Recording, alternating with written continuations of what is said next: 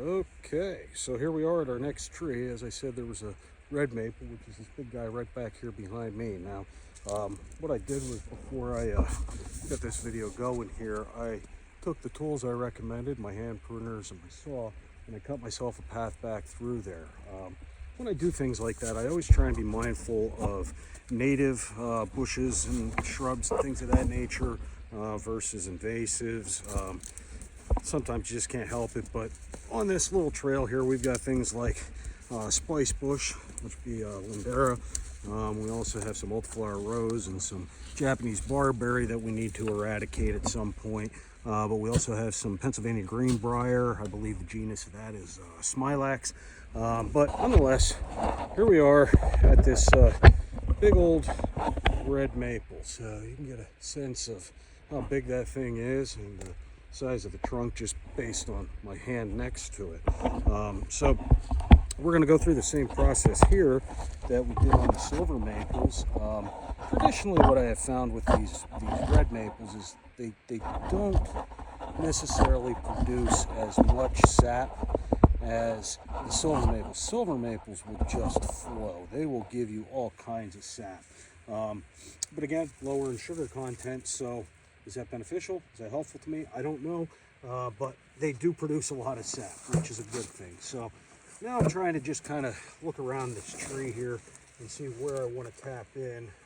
Anywhere will really do, but I got a great root flare right down through here. I don't know if you can see it on the camera or not, but right here is a giant root flare. And so if I can nail it somewhere up in here, you know, maybe those longer tubes will finally become handy.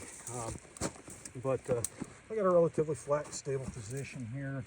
I may put a stick or two underneath it to help level it up just a little bit. There we go.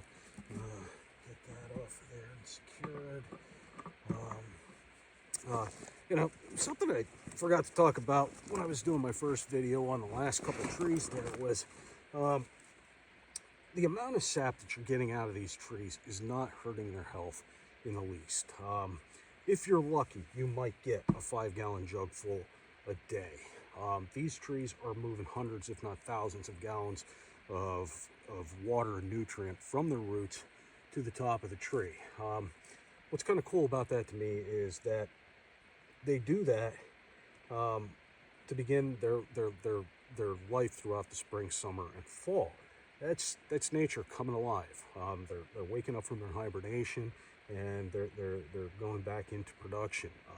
You know, when sugaring season ends will basically be when they start going into flower or leaf. Now, looking up there, I can see the buds are starting to swell a little bit, but you know, once they do, that'll be it. Production will be over, and we won't be able to get any more sap out of it, but that'll be a sure sign that spring is upon us, and we can expect, you know, better things to come. But again, not harmful to the tree at all.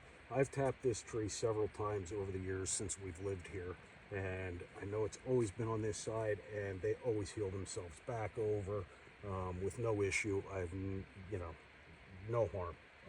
So don't worry about this hurting your trees. So let's go ahead and get this one tapped. Again, I got my nice flare here, so I'm going to pick a spot like right about there, get my slight downward angle. There we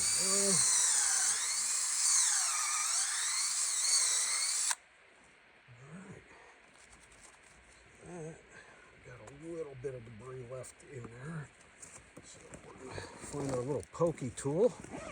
That's why we need it. Grab a spile of red. There's our pokey tool. And see if we can't get up in there and pull out a little bit of debris. Well, looks like it's not going to come out anyway. But I don't know if you can see it there, but the sap is already running. So let's put that away. Let's get our spile in there. We're going to give it a light tap, as we always do. Okay. Find us a snag here. Use it. Let's see here. What length of hose I have. That's looking like the best fit right there.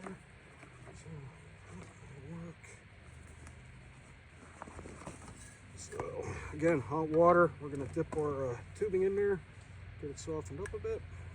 Doesn't take much. I just had a critter run across back there. I don't know what it was, if it was a cat or a groundhog or maybe a mink or a fisher. Okay, so on with the tube. Tube is officially in. Down into our catch basin.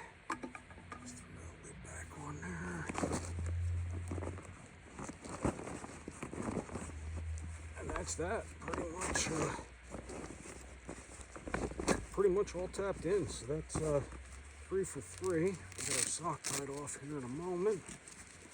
We're kind of curious what kind of critter that was. It just ran past there. Not scared. There's really nothing out here that's going to hurt us.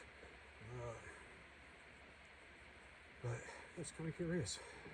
It's down here checking us out. But all right, there we go. That's 3 trees tapped. Let's hope for the best here, and we'll check them later, and I'll make sure to bring you along when we do. In the meantime, let's